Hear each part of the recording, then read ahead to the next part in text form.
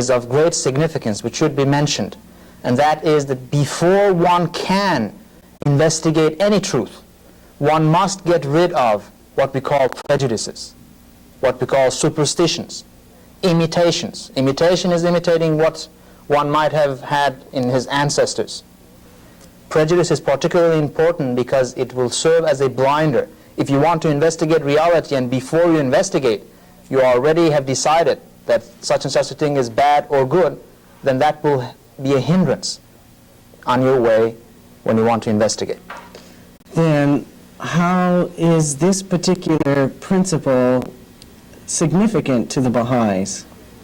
It is significant to the Baha'is because as a Baha'i, or as a person who just wants to investigate religion, every person is responsible to investigate reality for himself or herself, to use those powers that we talked about previously, and to investigate, read and observe, and then decide within himself or herself, this is the truth, this is what I would like to believe in, instead of following in the footsteps of forefathers, instead of saying, well, everybody else believes in that, so I will believe also.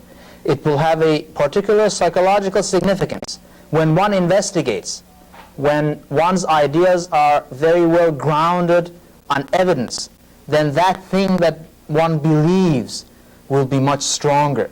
It will be also significant because one who has investigated knows that the ideas are based on evidence. So if there is further evidence which is brought in, they can consider it again. Whereas if one's ideas, beliefs are based only on emotions, it will be very, very difficult to change those ideas. The ideas may not necessarily be realistic because the basis is only emotions. It's not reasoning, it's not evidence in the outside world. This sounds to me something like a scientific principle of sorts. Does that... In fact, it is. The Bahai Faith does not promote the individual investigation of truth only in the arena of religion. Baha'is are encouraged to investigate, to know, to study, to gain knowledge, and to have an understanding of the world which is as close to reality as possible. So this basic principle, rather, of the Baha'i Faith encourages investigation of all reality, not only religious reality. Then in the Baha'i teachings, how does one person, is there such a thing as conversion? Baha'is do not have conversion as you may call it. Conversion occurs within each individual.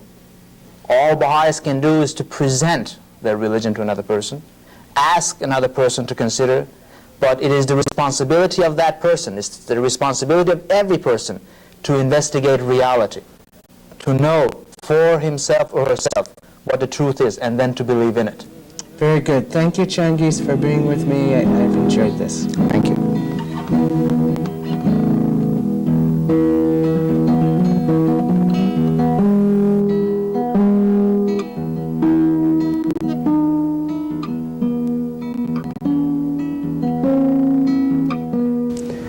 Dorthy Borhani is with us to discuss the principle of the harmony of science and religion.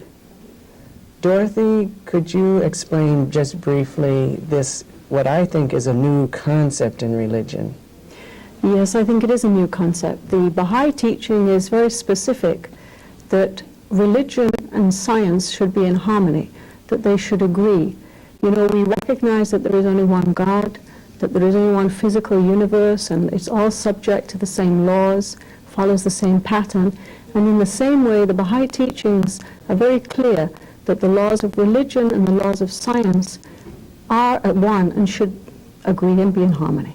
Well, how are you going to accomplish this harmony? If I look back in history, I see there's always been conflict between science and religion. Well, you know, it is true that there has been conflict. If you look, though, at the basic teaching of the great religious leaders of the past and the basic teachings of scientific leaders, you'll say that really the conflict wasn't there. The conflict has arisen as a result of the lack of understanding or the greed or the superstition or the prejudice of their followers. And so the idea in the Baha'i faith is that we look to the basic teachings of the religion, and we recognize that if we are looking at truth as one, religion and science, which after all are using a different avenue to approach the same truth, should come out in agreement. And Baha'u'llah, the founder of the Bahai Faith, gives a very nice analogy. He refers to the position of science and religion as the equivalent of two wings of a bird. That just as a bird needs both wings developed equally and fully to soar and to fly properly, mankind needs to develop both spiritual aspects and technology and science and knowledge to be able to develop fully and completely. You talk about these two wings, science and religion. Today, I think we see a development of science. What specific teachings has Baha'u'llah brought to bring this balance into effect? Well, what you have mentioned is very true, because technologically the world has developed tremendously, and yet in the aspects of ethics, of morality, of spirituality, we have remained behind. And first of all, the very idea that both of these should be in harmony is a specific teaching which will correct some of the imbalance. Because if we, up till this point, where people who have been religious have either had to throw out science because it couldn't be reconciled, or throw out the religion because if they were scientists, the Baha'is look forward to a time when these two will be united and people will recognize that both these aspects work together. And on the other hand, there are specific teachings in the Bahai Faith that work towards the achievement of these aims. And what are some of these teachings, Dorothy? Right. Some of these teachings is, first of all, the recognition that the intellect and the powers of the mind and reasoning, because when we're talking about science, it's not just physical sciences, we're talking about reason, intellect, understanding, that these are a gift of God and are to be used, but to be used very wisely for the benefit of the whole of humanity, and that they need the tempering power of the laws of God, of morality and ethics, to prevent this very development into one-sidedness, which you mentioned earlier. You know, Baha'u'llah says that without science, religion develops into superstition and dogmatism, and without religion, science will bring us to the brink of destruction. So how does the Bahai Faith reconcile the differences that may occur between science and religion? Well, first of all, that both are aspects of the same reality, so there's no dichotomy, there's no split. And secondly, some of the teachings on the Bahai Faith, besides the emphasis on the importance of education and of developing arts and sciences to benefit humanity, go with that teachings like about abolition of prejudice and using your own intelligence and thinking for yourself. These are all, when combined, bring about a situation where mankind can really look to a future which is much more integrated in both aspects. I thank you very much for being with us, Dorothy, and presenting on this topic of the harmony of science and religion. Thank you.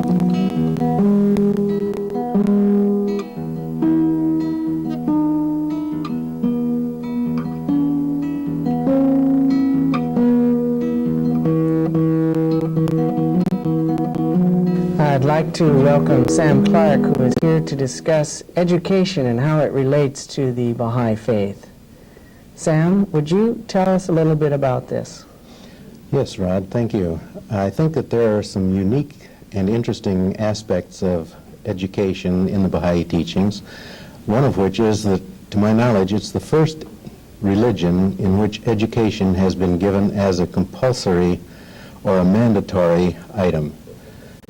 In addition to that, the principle of educating both girls and boys is very strongly mentioned in the faith, and in fact, to the extent that if it becomes a matter of choice, that the girls should be educated in preference to the boys.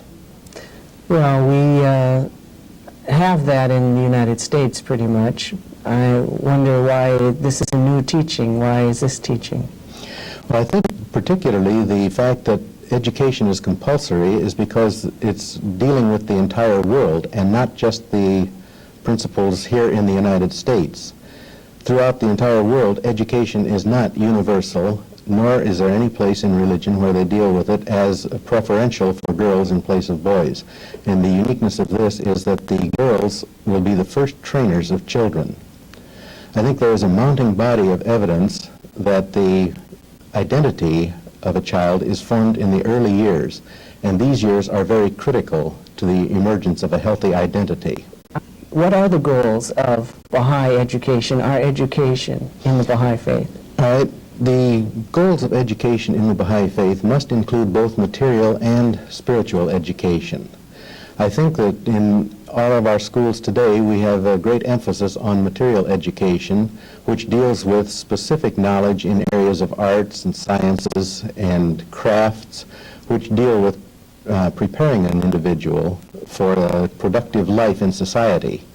But we must also have the preparation in terms of spiritual values, which gives the individual a sense of dignity, a sense of his relationship to his Creator, a sense of his relationship to his fellow man, and generally the acquisition of spiritual values, or values in which he is going to base his life, integrity, the morality, all of the principles which we associate as spiritual teachings. You have both material and spiritual education. Then how do you accomplish this material and spiritual?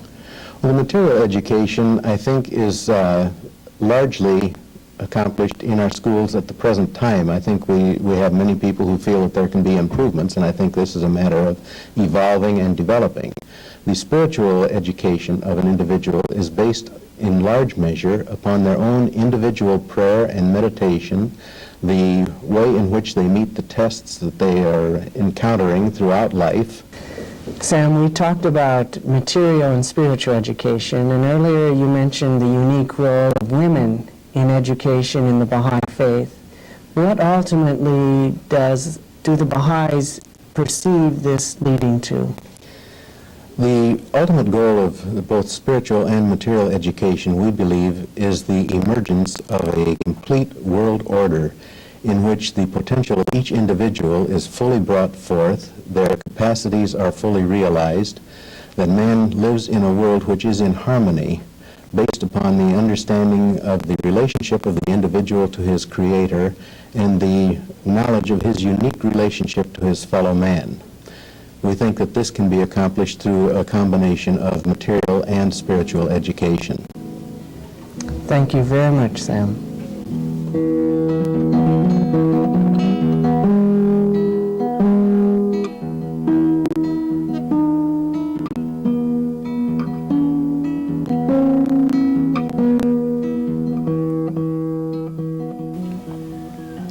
John and Crista Suggs are with us to speak on the equality of men and women. John, why does the Baha'i Faith address this specific subject? The Bahai Faith addresses this specific subject because the equality of men and women as a religious teaching fits in and augments two other very strategic teachings of the Bahai Faith. One is, of course, progressive revelation, which is the mechanism of all social change. The other concept is the oneness of humanity, which provides a blanket coverage of all humankind with the definition, if you will, of being human. Now, this definition of being human is extremely important because it conditions totally man's approach to his other fellow human beings. In our surveying of human society, we have seen the difficulties caused by the other prejudices which separate mankind. Yes. We are only just now beginning to realize how much mankind has cost himself by not realizing that he was defining half of humanity, either outside of his family or inside of his family, as not quite human. And this half of humanity was womankind. What do you feel about that, Crista? Well, you know, having been a woman all my life, Yes. that many of the problems can be seen in a number of ways. One, that the education hasn't been the same, the Right. educational opportunities. Once a person gets an education, it is much more difficult to get a position in which you can really utilize it. Also, in the pursuit of all of this, I think a person, as a woman, just doesn't have the kind of encouragement that a man would. For example, parents may encourage their daughter to become a nurse or something, but they actually oftentimes actively discourage her from becoming a doctor. Yes. You know, they say, well, you don't need to do that. And it's true. Yeah. This is true of other fields as well. You look at areas like engineering, for example. If you're going to go into some of the math classes, you go in and there you are, maybe there's 1 or 2 girls in the class, and the rest of the class is comprised of boys, and you feel sort of odd. So this is a problem to be overcome, and I think this is where the Bahai Faith really assists women, because it encourages them. Well, then how do you, either of you, define this equality? Well, Rod, I would define the equality that we're searching after, first of all, as equality of education. You know, the human mind is a sexless organ. It is neither male nor female, and it cries out to be educated. So the first equality is definitely equality of education. Now, once you've educated a mind, you must use that mind. Therefore, you have, of course, the equality of opportunity. And then on top of that, and to spur that one along, you also have, if you will, the equality of the expectation to achieve. That has to be done. If you don't do these 3 things, you're wasting your time in considering equality. Well, then, Crista, how is this practiced in the Baha'i Faith? Is it... Well, Baha'i institutions are elected, and everyone, men and women over 21, are eligible to serve. So women tend to be very much in the forefront of this. They practice all the various things that are necessary to fulfill other roles in society. The ability to make decisions, learning more, research, all of these other things. There's a field for practice. And the opinion of women and their knowledge is valued and is encouraged. Abdu'l-Baha said that women in the future will go into all departments of life and will become equal with men. Now, you know, one of the things that people think of, I know immediately, is that what about the qualities that women have been known for, those of gentleness, of, of courtesy. I think that in many ways, these things must be encouraged. These are really strong qualities, not weak qualities like people usually think of them. Very good. Well, I appreciate your being with us, and we'll thank you for coming.